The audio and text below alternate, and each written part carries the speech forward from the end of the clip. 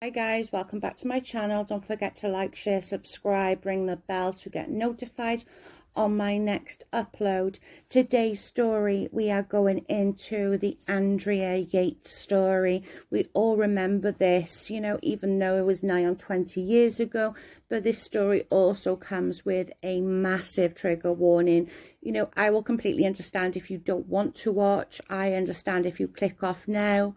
It's not a story that everyone can sit and listen to. It's, horrific in some places. So please don't feel obligated to, but we're going to get into the story.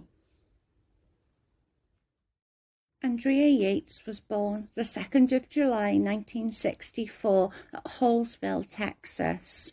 She was your very high achiever in school. She was very, very smart, very she picked up learning very, very easily. However, she did have some issues during school, as in she had an eating disorder. She would at 17 tell friends that she didn't want to be on this earth anymore. So it wasn't such a an eventful teen life that she had. However, she did carry on. She did exceptionally well in school. She then went on and completed her nursing degree, which again is not easy, but it's very, she did it, and she did it very easily. From 86 to 94, she worked as an RN, registered nurse, at a cancer center in Houston. The summer of 89, she met Russell, aka Rusty. They quickly moved in together and was married on April the 17th, 1993. They announced that, quote unquote, they would have as many babies as nature allowed. Now, this will become, obviously an issue in this story, but we'll get into that. They bought a house, a 4-bed in Friendswood in Texas. Their first child, Noah, was born in February 1994, so pretty much she got pregnant the month after she got married. The second child was then born.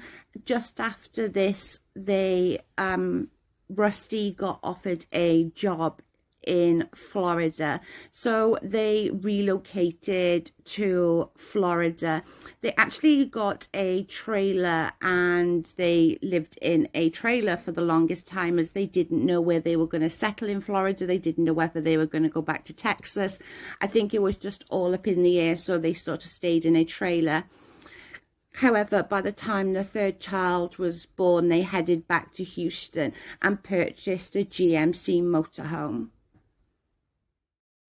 Following the fourth birth, she became depressed. By sort of June 99, Russell had found her pretty much shaking, chewing her nails. The next day, she tried again to end it.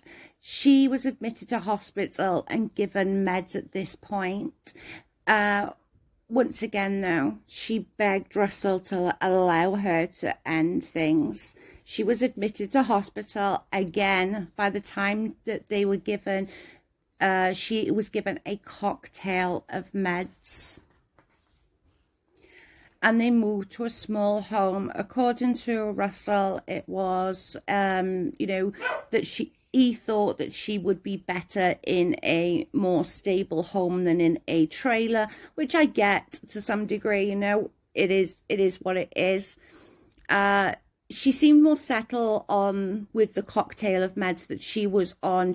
It seemed to have helped her. We all now are just starting, I think, to understand postpartum, where, years ago it was, oh, it's just baby blues, you'll get over it. And it's not a case like that. A lot of the time people do need medicine to help them with that. However, by July, she had attempted 2 more times. So again, this is the 5th time now that she had tried to end things. But this time she was diagnosed with postpartum depression as well as schizophrenia. Dr. Starbranch absolutely begged them not to have any more children, saying that this could be a really bad idea for them to have any more children while she is still in this state. However, of course, they didn't listen. And within 7 weeks after leaving the hospital, she had to stop taking her meds because she was pregnant. This is just insane to me.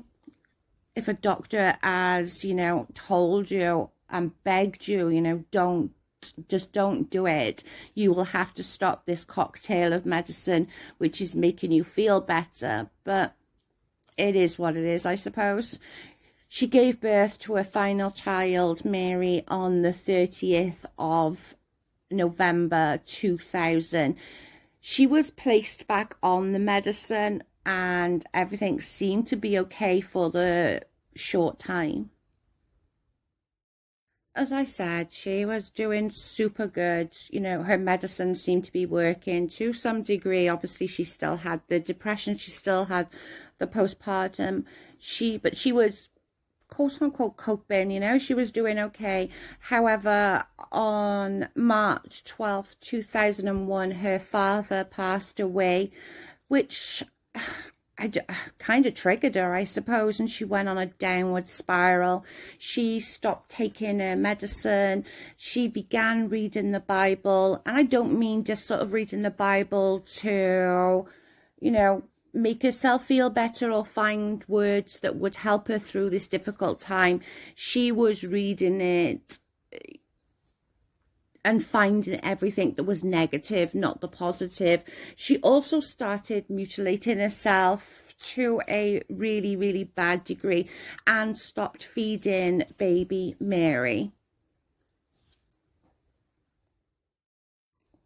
During this time, she was under a new doctor called Dr. Saeed. He had been caring for her, making sure her meds was correct and stuff. He had informed Russell not to leave Andrea in the care of the children alone. However, on the 20th of June 2001, he went to work at 8 a.m. It was an hour later he was scheduled that his mum would turn up and quote unquote take over. Just 1 hour later, sadly, things went badly wrong. Soon after Russell left, Andrea filled the tub to just a few inches from the top.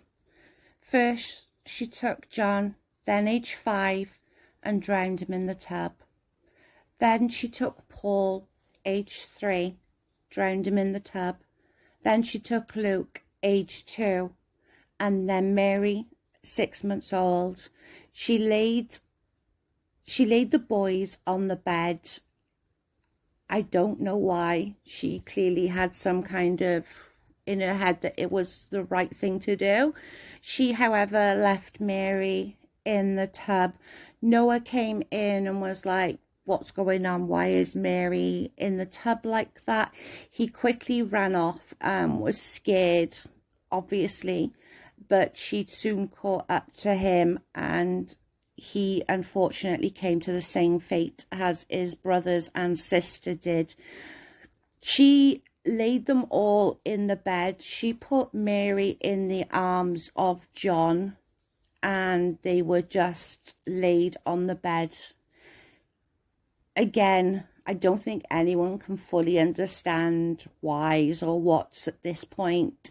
It is sort of a thing as I think only she understands and why she did it. And does she really understand? Probably not. But, you know, it is so sad. Just after this time then, she called the police. 911 call from a normally quiet section of town. What's your name? What's the problem? I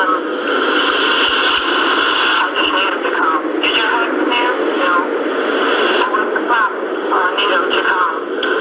I need to know why we're coming, ma'am. Is he there standing next to you? She?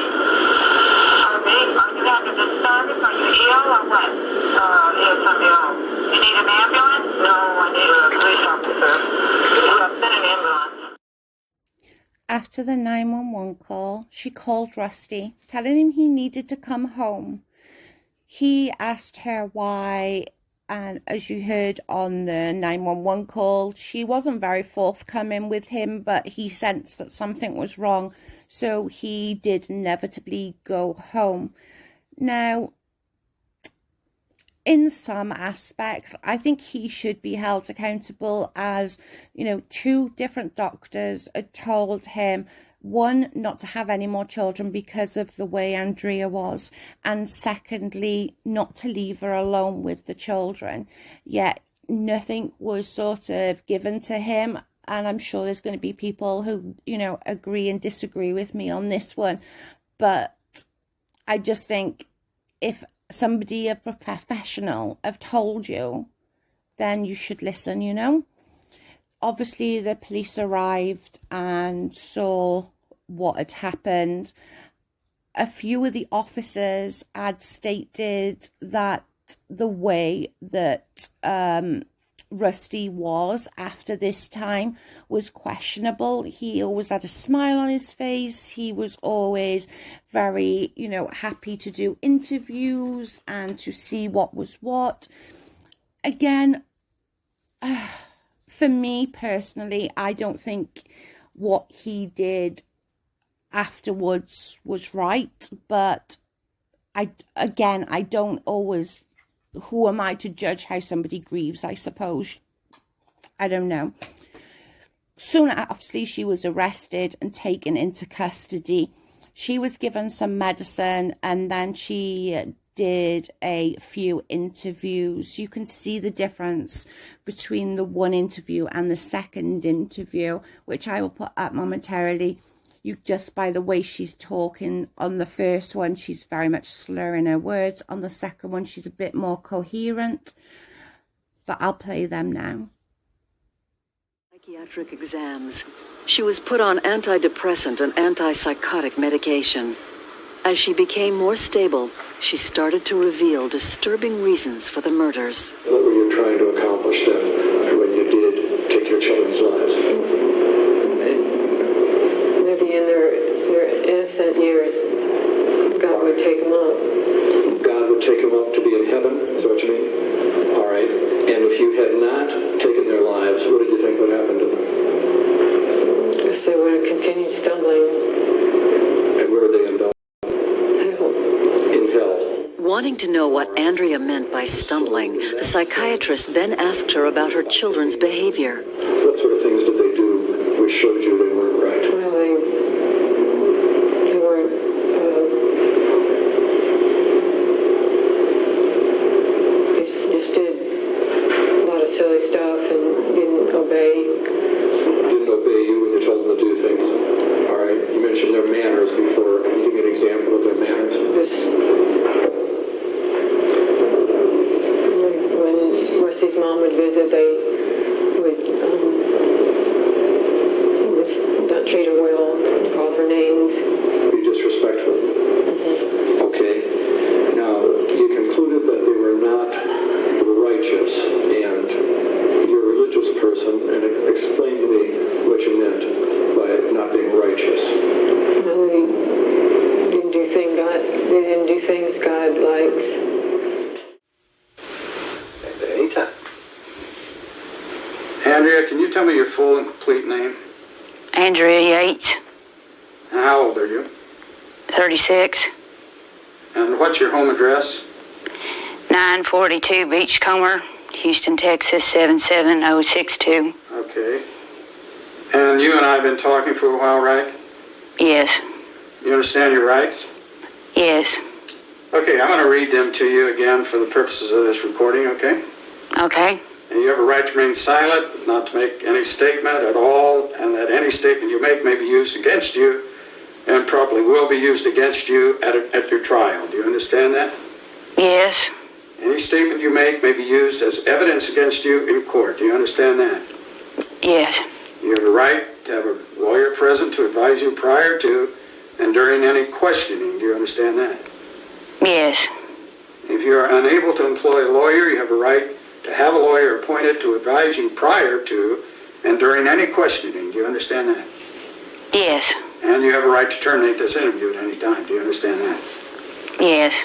Okay. been treated for depression, is that right? Yes. And who's your current doctor? Dr. Said. And the last time you saw him? 2 days ago. Okay. This morning, what time is it that you got out of bed this morning? About 8:10. Okay. And who in your household was awake at that time? My husband, Mary, Luke, and Paul. Okay. And what time does Rusty leave for work? He left about 9. And by the time Rusty left, were all your children awake at that time? Yes. Okay. What was going on in the household at that time? Were they eating breakfast? Yes. Or what? Yes. What were they having? Cereal? Is that what you had as well? Yes. And Rusty left, and you filled the bathtub with water, is that correct? Yes. And how many bathtubs are in your home? 1. Okay. So it's just the master bath, I guess you would call it? Yes. Okay, is it a regular sized bathtub or is it a big one? Regular size. How far did you fill it? About 3 inches from the top. About 3 inches from the top, huh? After you drew the bath water, what was your intent? What were you about to do? Drown the children.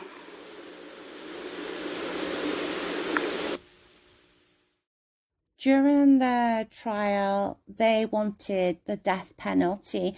And I get it. I get that they want to have somebody held responsible for these children's deaths. You know, I think it's very normal as a human being to want people to be punished. And I'm kind of glad that others seen that this was something more than just, this isn't Diana Downs, where she enjoyed the notoriety of it. She was very much sick. I think it proves that she was sick, that 20 years later, she's still in hospital. She's never even attempted to go for any parole hearings, not even one. She could have, but she hasn't. And I think that says a lot. But during the trial, she did state that she chose that time because Rusty would be in work. Then I had to do it. What was the reason you thought to do it the next morning? Because Rusty would be at work. By the time the trial was all said and done, she was, she pled guilty, and not guilty by reasonable of insanity, which is, right to do. She is in a mental hospital. She has been stated that it took a good 7 years to get her onto the right medicine, that she can actually start grieving the process and actually understanding what actually happened with her children. I think that's a huge thing for her to have to overcome. As I said just now, she's been in this hospital for nearly 20 years this year and never once tried to have any sort of outing. She doesn't want to leave the hospital. Her lawyer is still in contact with her at least sort of once every 2 weeks. And he has asked her a number of times if she wants to go in front of the board to try and sort of get the process of her being released. She does not want to. This to me stands out as saying, she wasn't using mental illness as an excuse to get away with anything. We've seen it before on other cases that people will do, oh, I was insane during that time, get sent to a mental hospital within sort of 2-3 years. Oh, I'm all better now. It happens, or not so much now. It used to happen a lot back in the day because they'd let you out. They'd be like, okay, you can go now back into society. Now it's a lot harder, but back then it used to happen, quite often, quite often. The lawyer says that she's very much more clear-headed. She thinks about the children every single day. She's doing lots of art in the hospital, which gets sold. Obviously, you don't know who made it, but it gets sold within the shop to help charity work. Anything she makes in the hospital, she sends to her lawyer, and her lawyer gives it to charity. So again, and it's a charity for people with postpartum and stuff. So I think that's a really good thing that she's actually seeing, that was the reason, and that's what happened within herself. To me, I just think it's such a sad story. This woman got told, don't have any more children. Don't have any more children. But again, should the husband be held accountable in some shape or form? I do believe so. I'm sorry, but I do. I'm also glad that Medsa, she's actually figured it out, and that works for her, which is great. There was, however, an interview on one of the Nancy Graces. I will play that now because there's things that I want to go over within that, which I think sort of stands out, and probably why he doesn't understand what postpartum depression is. Evidence in the court. I did have an opportunity in the course of my evaluation to interview and take in information from 29 witnesses. The court ruled that was hearsay that the jury should not be exposed to. So that, among other things, was aspects of what influenced my opinion that the jury did not hear. At the time when you interviewed her and you talked to her for hours on end, did Yates believe what she did was right? I think that Andrea Yates has come to believe what she has done was right, but I was evaluating her state of mind at the time of the crime, and I came to the conclusion that while she believed that her children might be better off and might feel that they weren't going to be with a bad mother and that they might go to heaven if she killed them, that her decisions as she described them on that day were different from the way she has come to describe them with interview after interview over time. You be the judge. Let's take a listen to what Andrea Yates had to say on videotape. He knew you were going to kill the kids. Would this have happened? No, Okay. And why not? he wouldn't have left me alone with the children. And just waited until after he left and started to fill the tub. What was going on before that? That's all I thought about. Was? Drowning them. To Dr. Michael Wellner, she said she began contemplating killing the children far in advance. Significance? Well, what's interesting is that in our interview, she said a couple of days before. When she was interviewed in 2001, she told Dr. Dietz 1 month before. Earlier, she told Dr. Resnick 2 months before. So she was aware of the important issues of her trial, and in my professional opinion, her answer was changing over time. Heard then, he was very much like, oh, well, I just don't believe it because it was premeditated. And Nancy Grace is very opinionated, as we all know. And especially when it comes to children, Nancy Grace struggled with fertility issues, and most everybody that's had fertility issues do have very strong feelings about things like this. I don't know why it's just one of those things that people who have struggled to get pregnant or have had, multiple miscarriages, that kind of thing, struggle to understand the concept behind somebody actually harming their own children, which is, I think it's normal human being for us to judge people. And I do agree that it was very premeditated. That does not, however, mean that she was in her right frame of mind to do that. It's not like people that other people that have done this. this isn't like the Casey Anthony, the Diana Downs, the Susan Smiths of the world. This is somebody that was so unwell and not living within this realm that she thought there was no option but to, because her children wouldn't obey her, or her children were being children. And do you know what I mean? She wasn't in this world. She genuinely thought that was the right thing to do. And although I do believe that, that psychiatrist on the Nancy Grace show is 100% right, it was premeditated. That doesn't mean that she didn't have mental illness. And he can say and sit there all he wants and say, oh, well, she's just using it as an excuse so that she can, quote unquote, get away with it. Well, we're nearly 20 years down the line and she's still in the mental hospital. She's still not even tried to get out. She's very much realized that, as said, that she belongs there. She knows she's done wrong. She has to live with that. So I don't think that you can say that she's using mental health as an excuse to get away with it. I don't think that's fair. How many times did she try not to be on this world anymore? It's got to have been up to 10, maybe 8, 9, 10 times. That's a lot of times to, try. And it wasn't just a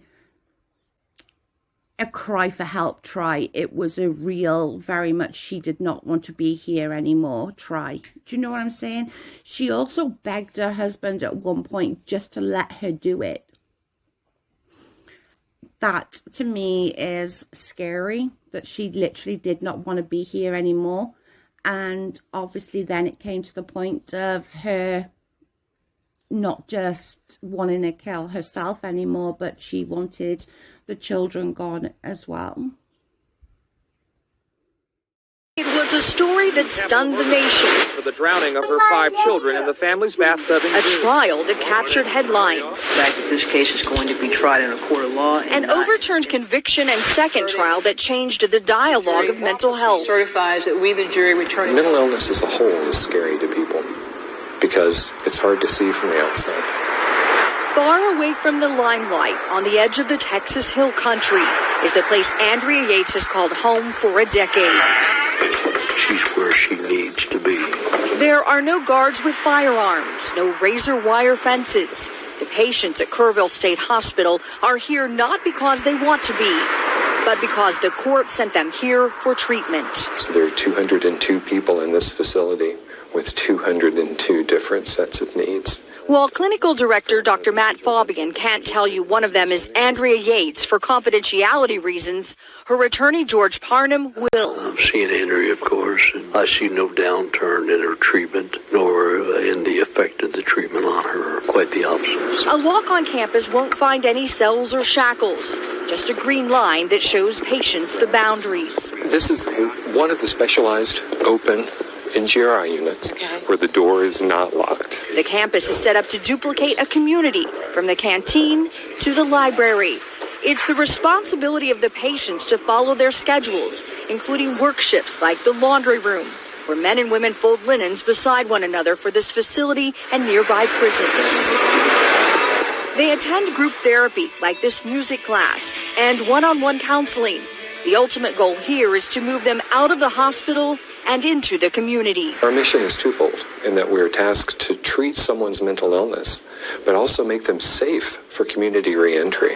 Here, it's about treatment. I believe that it's not responsible to punish someone for doing something that they didn't know was wrong in a setting where they couldn't control their actions. It doesn't mean that they got away with anything. George Parnham visits Yates on a regular basis. We have conversations very, very frequently, and they're like my conversations with you now. Her routine is like the other patients here. While Yates hasn't been seen in public for years, Her artwork has. The customers who have purchased pieces from the Kerrville store have no idea who may have made it. Parnham says the money she's received from her artwork is sent to his office and placed in a memorial fund that assists in screening low-income women for mental health issues. Dr. Fabian says another part of treatment for patients as they progress is realizing the consequences of their actions. The court finding someone not responsible is very different from a person forgiving themselves for the action. Has she reached that point, and has she shown remorse? She's obviously is impacted tremendously by what happened. In a not guilty by reason of insanity verdict, the court has jurisdiction over you for as long as your sentence would have been. In Yates' case, the rest of her life. Parnham says Yates has waived her appearance for a review every year. Passing that review would be the only way she could ever be released. What is your best hope for Andrea Yates? I want her to be as well as possible. Most patients spend an average of 1,200 days here at the state hospital. But Andrea Yates may be here for the rest of her life. In Kerrville, Christine Dobbin, 13 Eyewitness News.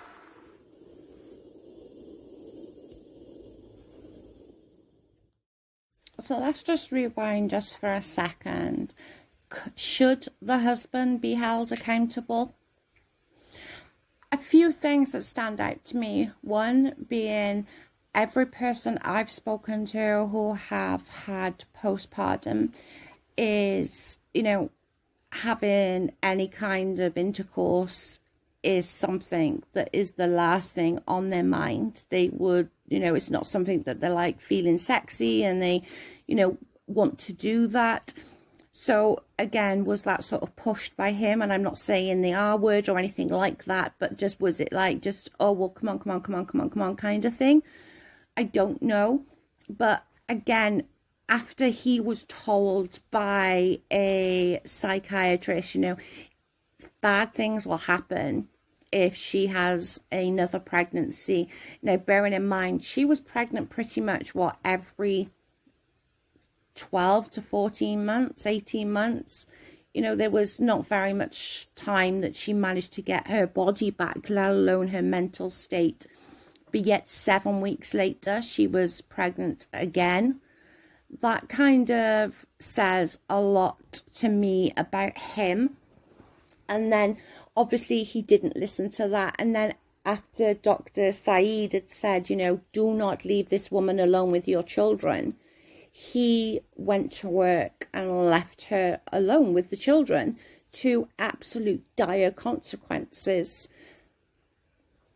For me, and obviously this is just my opinion, I think he is responsible, not for doing it. Obviously, she did it and she's being held accountable for that. But if somebody of a professional have told you, don't have another child, this will have really dire consequences on your wife, and you still go ahead and do it, she is in no fit state to agree or disagree. That's on you. Then to go ahead and then be told, dude, don't leave your wife alone with the children, to then he does that within just 6 months after Mary's birth. I still believe that he should be held accountable in some shape or form. I don't know what charges, I don't know, but I just feel that he, as the quote-unquote sane one, should be held to a higher standard than her. I know that sounds bizarre, but it's true. She was in no fit state after or before Mary was born, let alone after Mary was born, to consent to this. She was very much like, at that point it had been 8, 9, 10 attempts. She was in no fit state. So who is the responsible adult at this point? It's him. That's just my thoughts. I'm not taking away what she's done at all, because she done it. But I am going to say that he is, if not criminally responsible, mentally, I hope he has that on his head, because I feel that that's his responsibility. He was the adult. I don't know. Let me know what you think in the comments. Noah Jacob was born the 26th of February 1994 and died at the age of 7. John Samuel was born the 15th of December 1995, age of death 5. Paul Abraham, born September 13th 1997, age of death 3. Luke David, born the 15th of February 1999, age of death 2. Mary Deborah, born the 30th of November 2000, the age of death 6 months. All of these children was killed on June 20th 2001, which is almost 20 years ago now. I think that these are the ones that need to be remembered. These are the ones that need to be, you know, in our prayers. I'm glad that she's in the right place, and again, you know, I finally got the medicine that suits her, and she's, you know, working through whatever she needs to work through. But I just wanted to add this just a little bit, just to sort of put in, you know, in memory of these children that lost their lives. Noah would have been 27 this year. John would have been 25. Paul would have been 23. Luke would have been 22. Mary would have been coming up in November, her 21st birthday. That just seems like such a lifetime ago, doesn't it? Like, this 6-month-old baby would have been coming up to celebrating her 21st birthday this year. This is just heartbreaking. Thanks for watching. Let me know what you think in the comments below. Don't forget to give the video a thumbs up. It actually helps a lot. And do check that you've put the notification on the bell to get all notifications. Again, this story is super sad. There's so many twists and turns. I just pray that everyone's, like, she's getting the help that she needs. Clearly, the children, you know, they're at rest, they're at peace, and it's just so sad. But let me know what you guys think in the comments. Again, thanks for watching, and I'll catch you on the next one. Bye, guys.